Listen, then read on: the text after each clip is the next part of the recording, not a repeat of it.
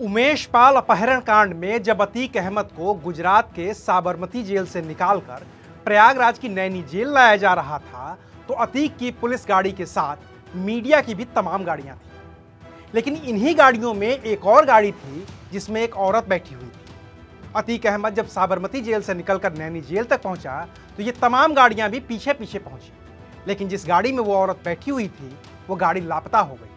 और जब उस गाड़ी का पता चला तो ये भी पता चला कि वो गाड़ी किसी और की नहीं बल्कि अतीक अहमद के परिवार की ही थी, जिसमें अतीक अहमद की बहन आयशा नूरी बैठी थी, जो अब अतीक के बनाए जराइम की दुनिया की लेडी डॉन है।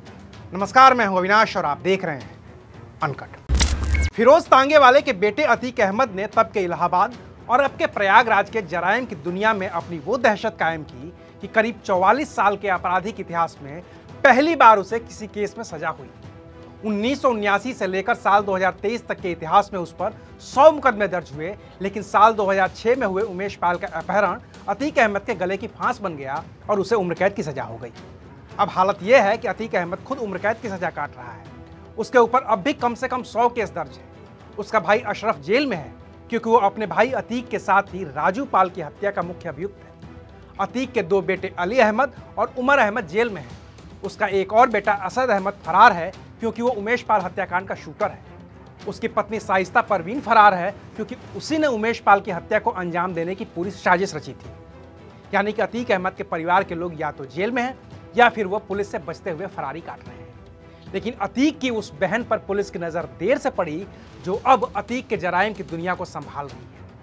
इससे पहले जब 24 फरवरी को उमेश पाल की हत्या हुई थी और पुलिस अतीक अहमद के बेटों की तलाश में जुटी थी, तो यही आयशा नूरी मीडिया के सामने आकर दुखड़ा रो रही थी और कह रही थी कि हमारे 2 भतीजों का पता ही नहीं चल रहा है। हमारे ऊपर इतना दुख पड़ा है, हमारे सारे मकान गिराए जा रहे हैं, हमारे बच्चे घर से बेघर हैं। 4 बच्चे हमारे 10 दिन से पता नहीं कहाँ थे, दो भतीजे हमारे, हम लोग को पता ही नहीं था। आप लोग कैसा सवाल सर जो हमसे बता सकते हैं वो हम बता रहे हैं आप लोग। लेकिन पुलिस ने इस बयान को परिवार के एक बयान की तरह ही लिया।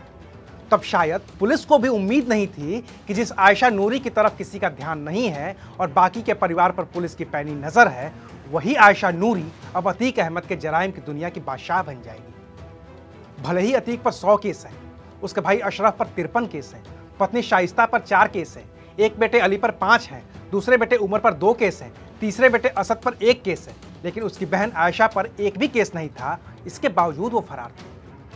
तो जाहिर है कि पुलिस को इसकी तफ्तीश करनी थी और तफ्तीश में सामने आ गया कि आयशा नूरी भी उमेश पाल हत्याकांड की साजिश रचने और शूटरों को भगाने में शामिल रही है। आयशा नूरी के पति डॉक्टर अखलाक को भी पुलिस गिरफ्तार कर ही चुकी है, क्योंकि Umesh Pal shoot out case में शामिल रहा शूटर गुड्डू मुस्लिम मेरठ में डॉक्टर अखलाक के घर पर नजर आया था। गुड्डू मुस्लिम 5 मार्च को मेरठ स्थित आयशा नूरी के घर गया था। अगले दिन ही 6 मार्च को आयशा नूरी अपनी बेटी उजनीला नूरी के साथ प्रयागराज पहुंची थी। आयशा नूरी ने अशरफ की पत्नी जैनब फातिमा और बेटी उजनीला के साथ एक प्रेस कॉन्फ्रेंस की।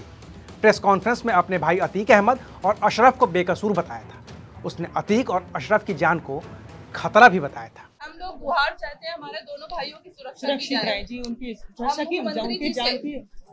की मांग। इस प्रेस कॉन्फ्रेंस के तुरंत बाद आयशा नूरी फरार हो गई। उसकी गाड़ी संदीपन घाट इलाके में लावारिस पड़ी मिली और तब पुलिस ने इसकी जांच की तो पता चला कि उमेश पाल हत्याकांड में शामिल शूटरों को पैसे देने से लेकर रेकी करने और हत्या करवाने और फिर शूटरों को भगाने में सबसे बड़ी भूमिका आयशा नूरी की ही थी। तो अब आयशा नूरी भी पुलिस की निगाह में है और अब अतीक अहमद के परिवार में एक भी ऐसा शख्स नहीं बचा है जिस पर पुलिस ने अपना शिकंजा नहीं कस रखा है। तो आज के लिए बस इतना ही, फिर मिलेंगे नई खबर के साथ। देखते रहिए अनकट।